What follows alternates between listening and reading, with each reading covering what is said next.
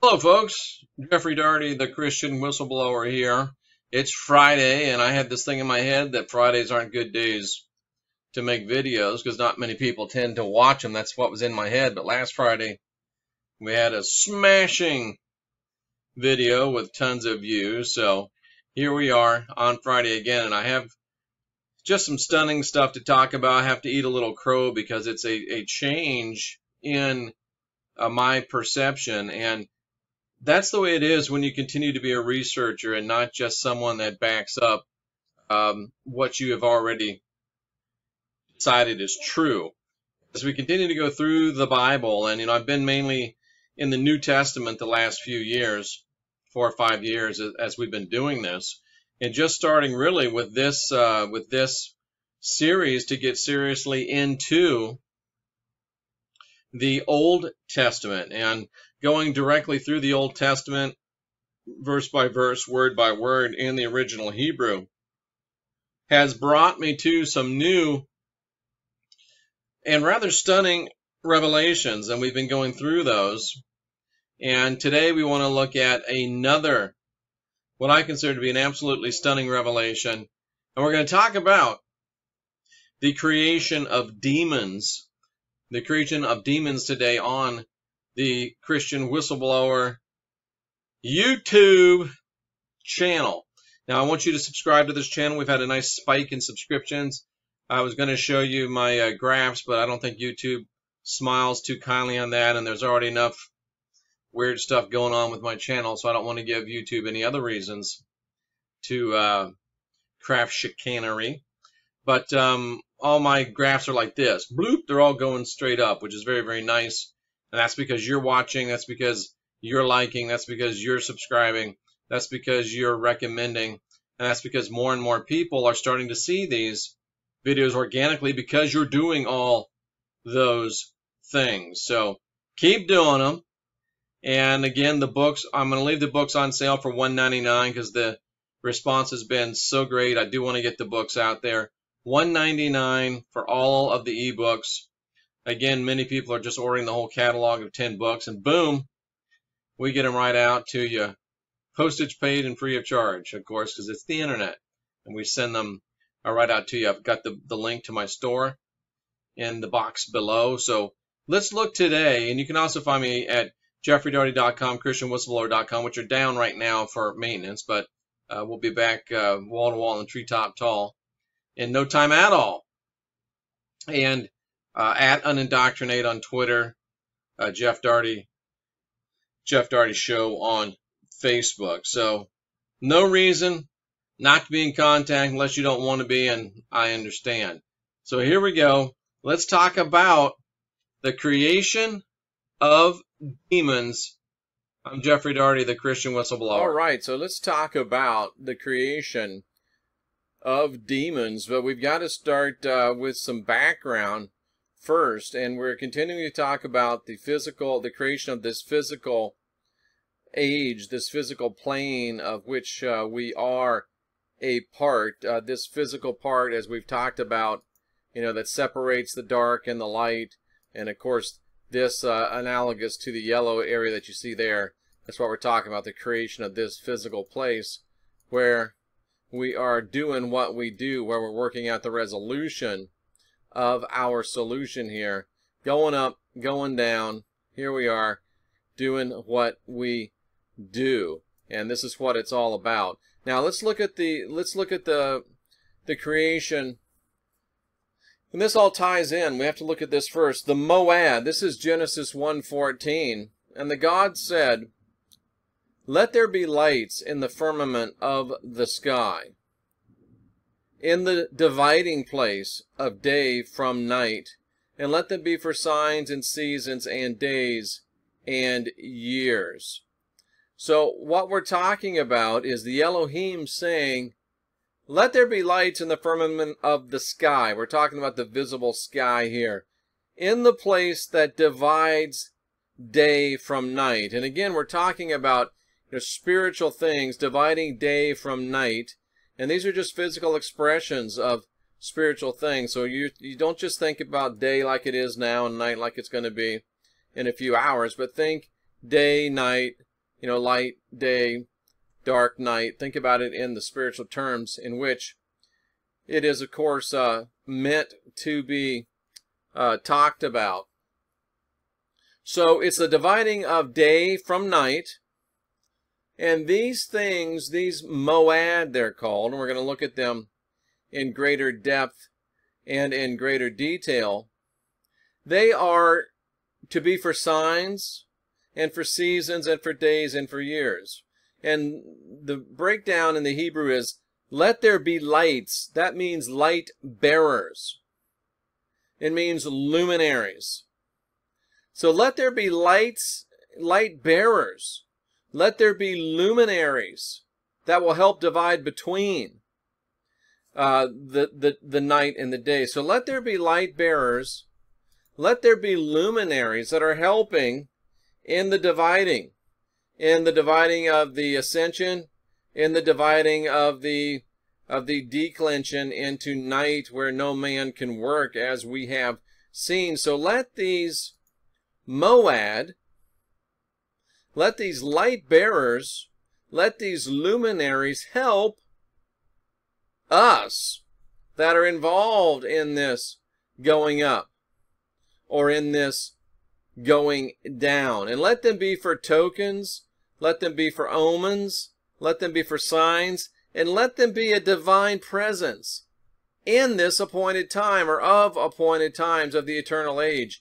And if you remember way back at the beginning, we talked about the reason for this age is that we are here to work out. It's the first job of this age is the going up or the going down is the primary purpose for this age. The going up into the light or the going down into the dark. Here it is.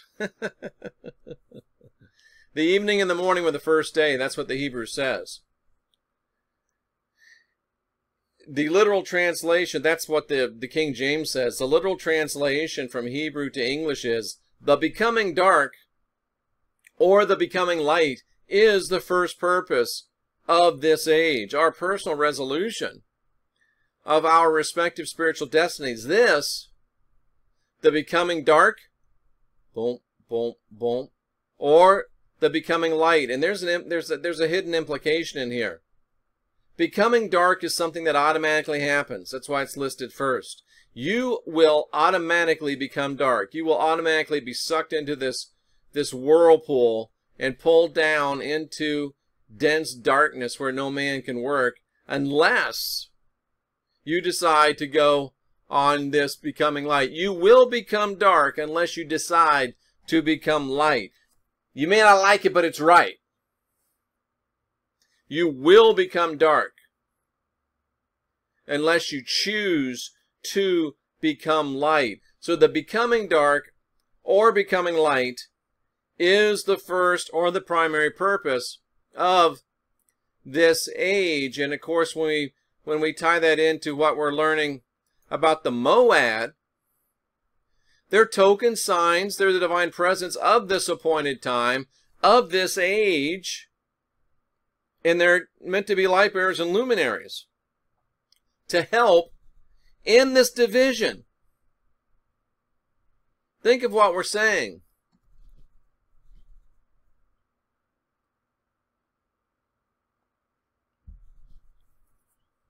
We've been taught to think of the stars and the planets as things, as just bodies that are, far away and all this stuff. But what we need to really begin to look at, and as you look at these things, look at these words: light bearers, luminaries, helpers in this time of division, token signs, the actual presence of the divine in these appointed times, in this age. And you have to ask yourself, is there a possibility that the planets and the stars are sentient? We know that they're here to teach us. We know that they're here to show us.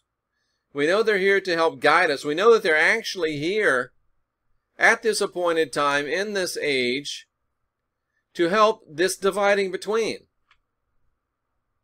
They're actually the divine presence. Now, the question becomes, wow, are they really truly a divine presence? Are they sentient beings? Or are they just things, rocks, burning fires, gas in the skies that are just being used to teach us lessons? And there's oh boy, there's a verse that I totally forgot that I really need to incorporate into this. I think the psalmist said that the stars, the planets, you might have said the firmament, but the creation of God declares his handiwork. So the firmament, the skies, do declare the works of the Elohim. But the question has to be, are they sentient? Or are they just rocks and gaseous burning stuff? What do you think? What do you think? So that tees us up for one of the most stunning revelations that I've ever received. And the reason why it's so stunning to me is because I thought that I had this thing all figured out, this subject. I thought that I was dead solid, and that's the thing about it. With the data that my being had been able to receive, I was right. With the textual data that I was able to look at and comprehend, I was right. But as I've continued to meditate, and if you're not meditating, you got to start with 30 seconds. And once you get up to 5 minutes, things will start exploding in your life, and it'll be the greatest thing that you've ever done. And it's not easy. But at any rate, the reason why this is so shocking to me personally is because I thought I had this all figured out, but I don't. So let's move on and look at this. One of the most shocking revelations that I have ever seen.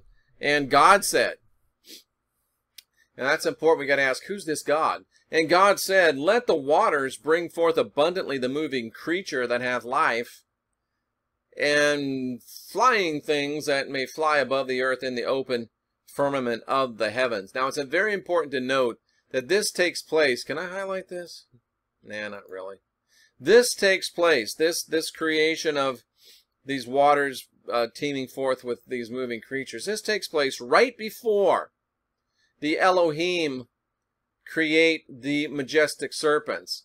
And if you've been following me long enough to remember the serpents and doves in the garden of the gods, and you know exactly what I'm talking about.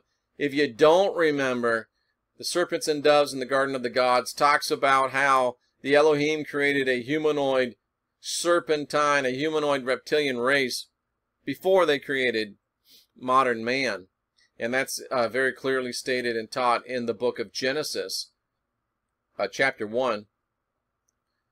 And this takes place, this bringing forth abundantly of these moving creatures takes place before the Elohim created the majestic serpents, that humanoid reptilian species that predated modern man.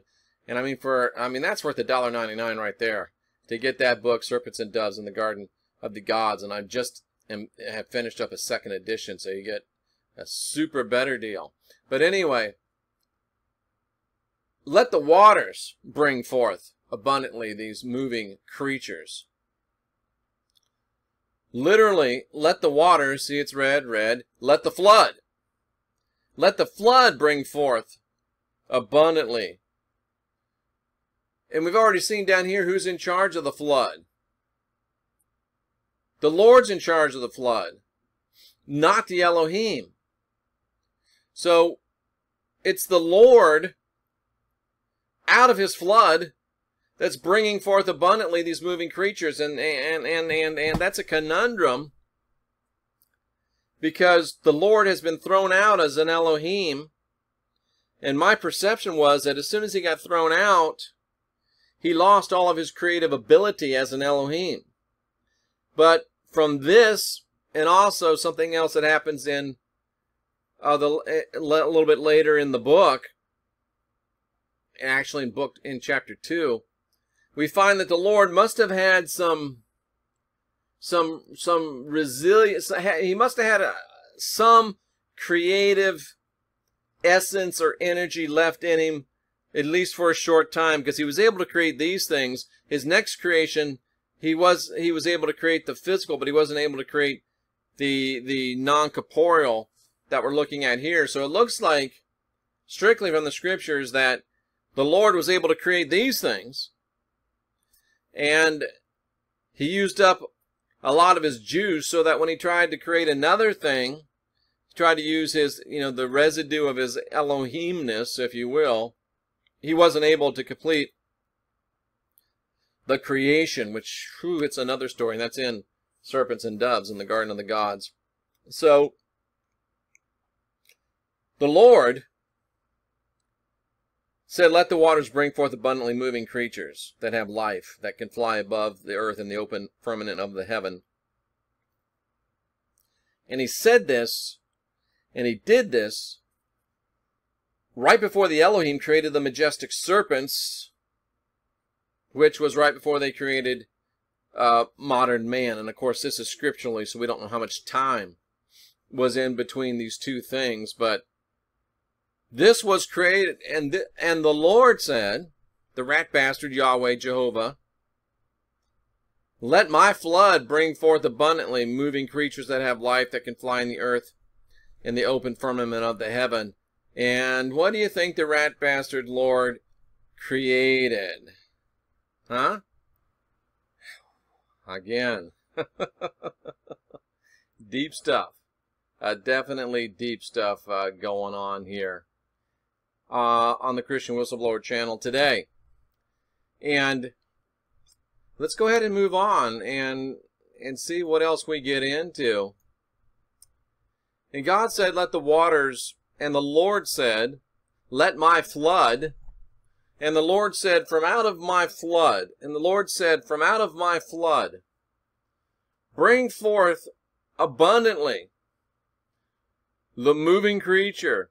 So, reading that directly from the original Hebrew, and the Lord said, bring forth from my flood the swarms of teeming things, winged things, even hordes of cherubim. Yeah, that's what it says in the Hebrew.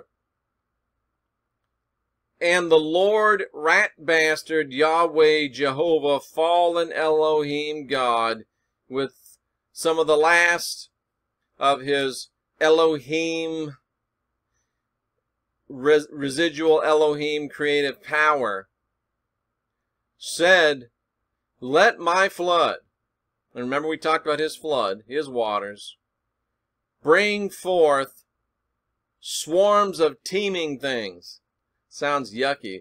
Winged things. Sounds yucky.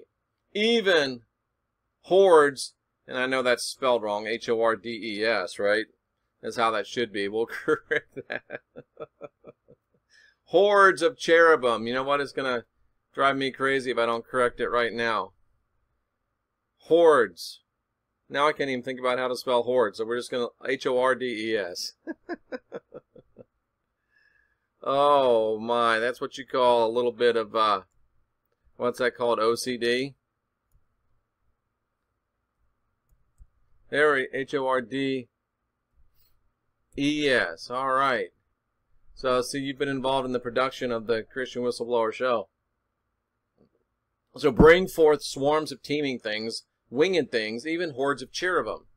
Now, again, let me save that real quick. most scholars agree that the cherubim were reptilian in appearance. So the Lord said, "From my flood bring forth abundantly swarming, teeming, winged things, even hordes of reptilian cherubim." And remember, he did this right before the Elohim created the reptilian hominid known as the majestic serpent.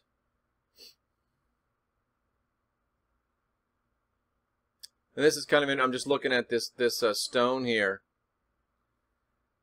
You know, you've got 1, 2, 3, 4, 5, 6, 4, 3, 7, 8, 9 things up here, which is interesting, representing of celestial bodies. Well, let's just mention it right now.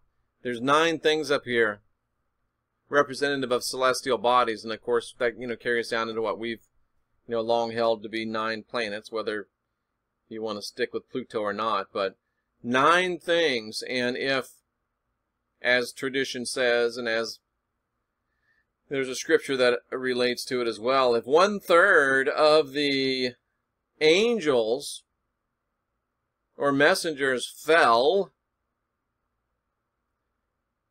and if the planets are sentient, and if there's 9 of them, how interesting is it that 3 of the planetary bodies mentioned in the scriptures are associated with the Lord?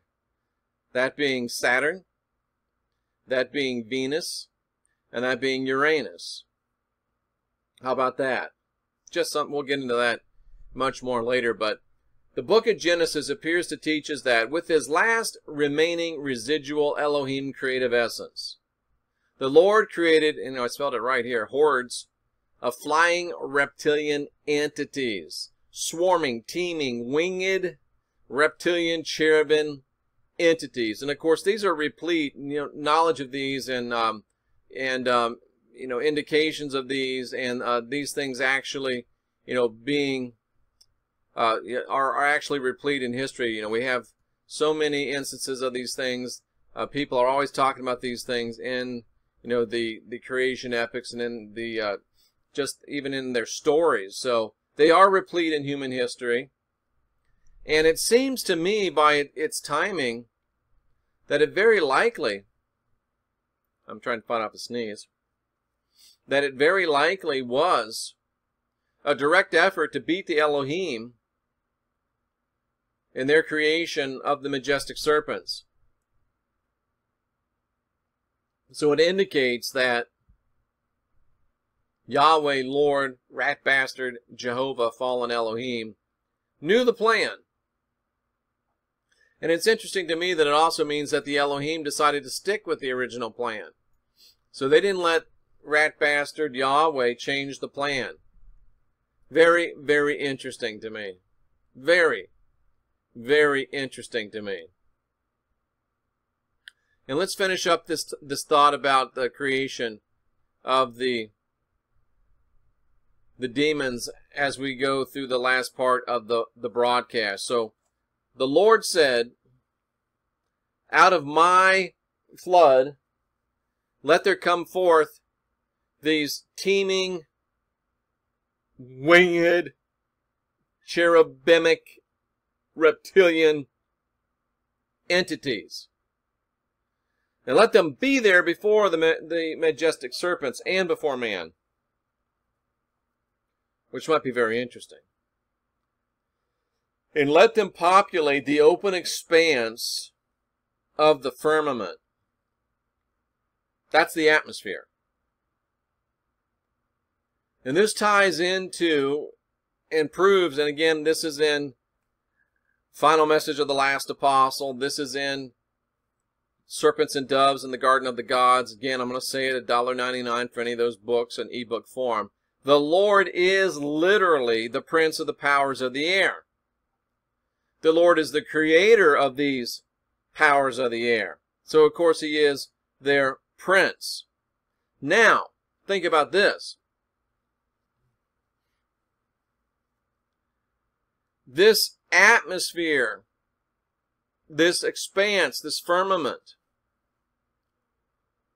It's also the abode of the stars and planets. So the question comes to mind, was some of the purpose of the creation of these reptilian winged entities to defame the Moad, or try to even cause some of the Moad to rally to the cause of the Lord? Interesting stuff. We're going to say that in depth probably next week, but at the very least it speaks further to the possibility of the Moad, the planets, the stars, in some way being sentient. Very, very interesting. And just finishing up on this, finishing up on the idea of the prince of the powers of the air. Ephesians chapter 2, verse 2. Now that's a Pauline verse. And you know that Paul was the original Antichrist. He's a dirty, rotten, rat bastard. But a good liar always mixes in a little bit of truth. And Paul was a plagiarist. Paul was definitely a plagiarist. And Paul, as I see another error there, and Paul was not above stealing things, like the great love chapter in Corinthians, love is patient, love is kind. And he stole this as well. And there's other things that he stole that we're going to get into. And we're going to do a big study actually about the writings of Paul and the things that he stole from the teachings of the Christ. So, according to the course of this world, and I'm giving you the straight Greek, according to the prince of the power of the air, the spirit that now works in the children of disobedience. Now this verse, this passage makes the case even clearer. The course of this world means the ruling authority of this age. And the Lord is without a doubt the ruling authority of this age. He is the spirit working the children of disobedience. Working the children of disobedience. He's working you, yo. And he indeed created nefarious beings.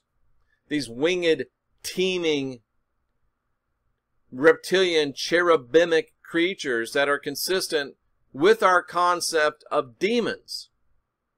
Now, this contradicts my earlier thought and teaching on the subject. You've heard me on, that's in, there's a book for everything, isn't there? That's in the Confessions of an Exorcist. That might have been the last time I was on Coast to Coast. No, I think the Mandela Effect might have been the last time. But at any rate, and that book is there as well for $1.99, Confessions of an Exorcist. But my thought was that demons are just manifestations of our own energetic output. And our own energetic output does come home to rest. So everything that we said, like salmon swimming home, everything we said in that book is true, but there's a step above, which I thought wasn't there, but is there. There are nefarious creatures out there in the expanse that are at least trying to subvert the Moad. And they may very well have some interaction with humans, but the thing about it to me is that I don't have any interaction with these beings. And the hue is still very, very effective. And if you don't know what that is, stay with, go within the channel here and look up Jeffrey Darty Hue, H-U, and you'll be able to find that's the best defense for any and every person against nefarious forces, unbalanced forces, be they projections of your own energetic essence coming back, or whether they be these type of wicked spirits that it certainly seems like Genesis is telling us that the Lord created. Don't like that it contradicts my earlier beliefs and conclusions, but that's what being a scholar means. As you continue to follow an empirical method. You continue to hypothesize, test, look at the results, and adjust. And that's what an anthropologist does. That's what a geographer does. That's what a true theologian does, and a true servant and studier, student is the word I was looking for, of Scripture. So we're gonna end that today right there, I think.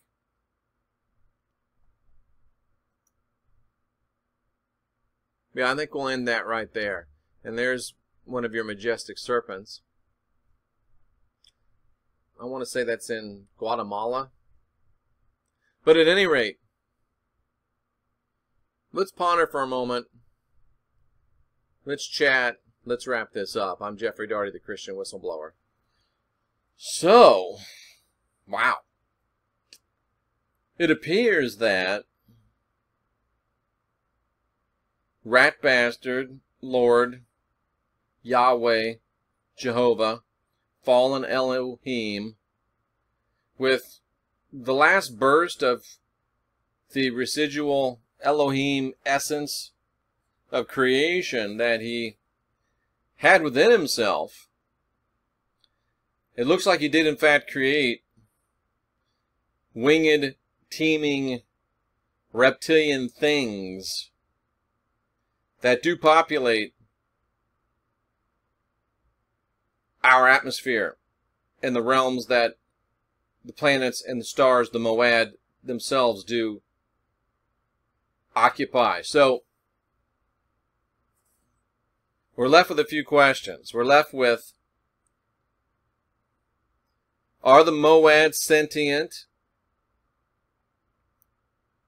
Was the Lord's creation of these cherubim, reptilian, winged nasties an attack on the Moad?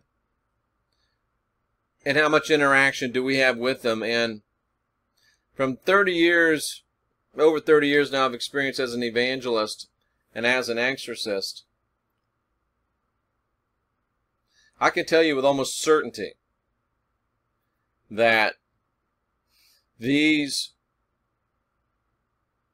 little rat bastards that the Lord has created are almost exclusively employed on maintaining and ensuring that the people under his snare continue their downward descent. They are life suckers, power suckers, blood suckers, energy suckers. And they would much rather go for the easy prey, the low-hanging fruit, than to come after somebody like you or me. In closing, the hue, if you're facing any type of a presence that is bothersome to you, all you do is you do the hue. And the hue will create a frequency that makes it impossible for that entity to remain in that space. It'll either be balanced, brought back into balance, or it will have to flee. And that's probably a real good way that you'll be able to know what you're facing. Wow. Bam. You'll be able to know what you're facing, because if you employ the hue and the entity goes away or gets rebalanced,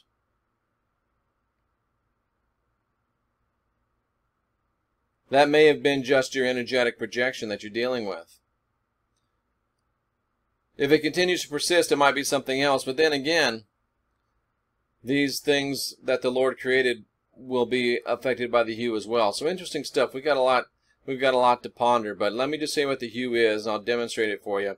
And when you do it right, you can feel it kind of resonating in here in your third eye area. Imagine that. Basically, the hue is a divine sound that creates a harmonic frequency that makes it impossible for unbalanced or nefarious entities to remain. So we'll demonstrate the hue. So if you feel scared or whatever, don't pull the covers over your head. I guess you still could if you wanted to, but do the hue, and it goes like this. And you do it as long as you possibly can. It's a mantra. Okay? So hue.